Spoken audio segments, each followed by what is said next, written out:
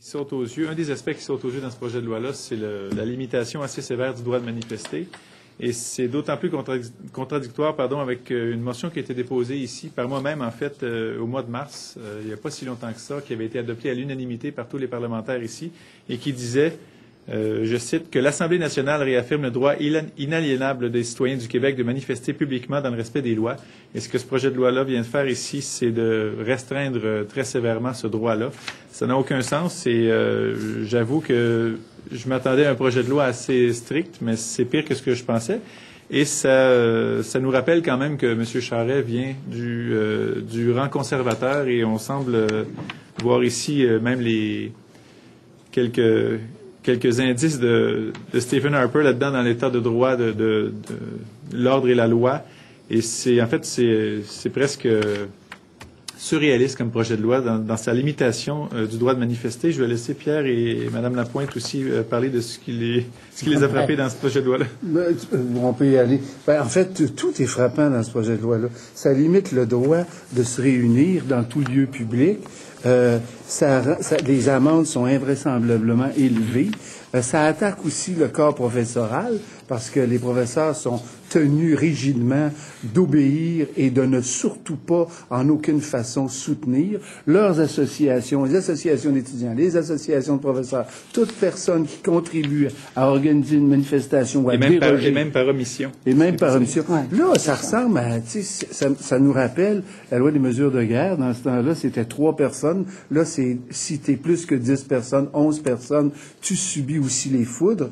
Le montant des amendes visiblement a pour but d'éliminer carrément le droit d'association ou de mettre en péril les associations qui auraient le malheur de déroger. Il y a même une clause qui semble être très typiquement orientée vers Gabriel Nadeau-Dubois, puisque on dit que ce projet de loi suspend les injonctions, mais il dit aussi que ce qui découle des injonctions, comme un outrage au tribunal, ça demeure possible. Donc là, on vise carrément le cas typique de M.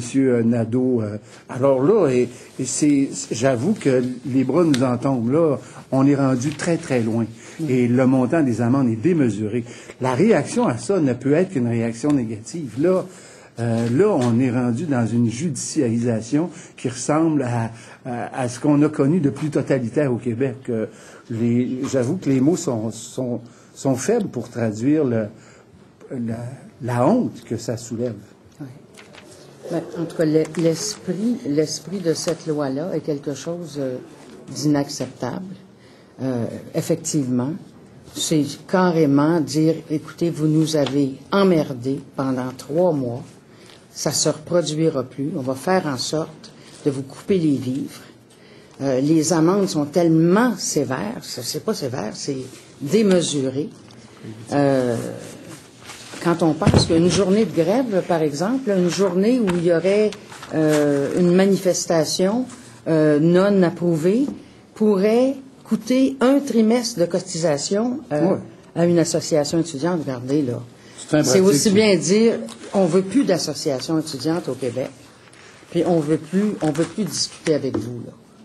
Et en même temps, je pense qu'on en veut beaucoup aux professeurs, parce que Charest le dit jamais, mais quand il dit que les étudiants avaient quitté la table en 2010, alors qu'ils avaient fait ce sommet, c'est pas juste les étudiants qui avaient quitté la table, c'est les professeurs aussi. Et ça fait 3 ans que tout ça fomente.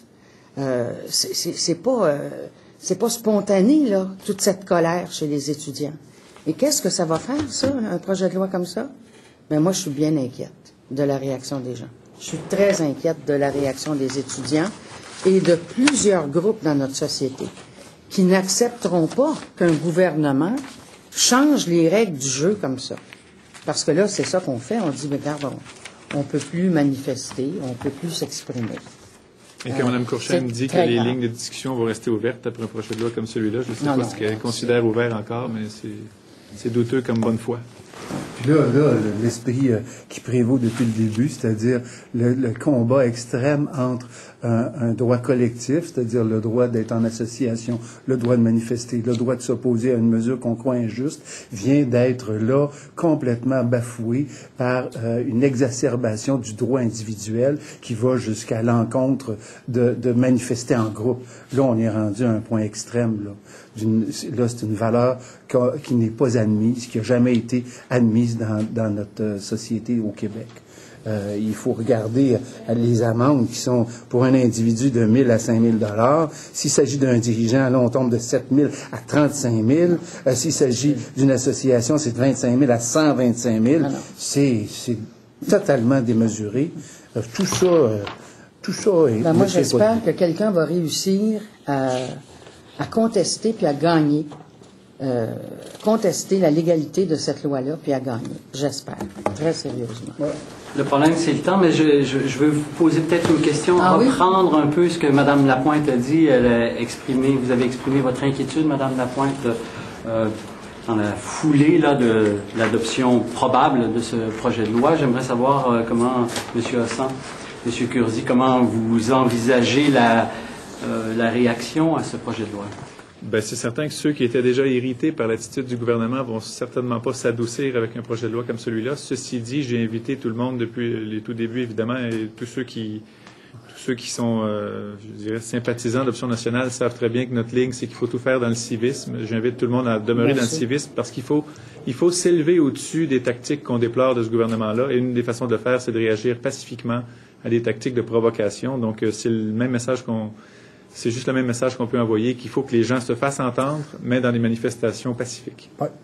En fait, c'est un appel direct à une mobilisation très générale, mais très pacifique.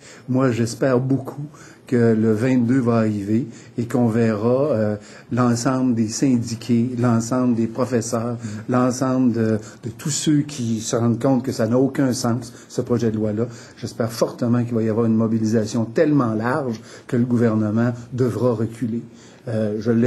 J'en doute, mais je pense que là, on est rendu à ce point-là. Et pour ceux qui réclamaient une élection, moi, je dis maintenant, ça me semble inévitable, là. C'est le temps, là. Ils ne sont pas capables de gérer cette crise-là. Vivement des élections. Vivement des élections. On ne peut pas faire appel à ce point-là aux forces de l'ordre et à la loi pour s'imaginer que toute une population, consensuellement, va accepter de vivre sous le coup d'une loi comme celle-là. Merci.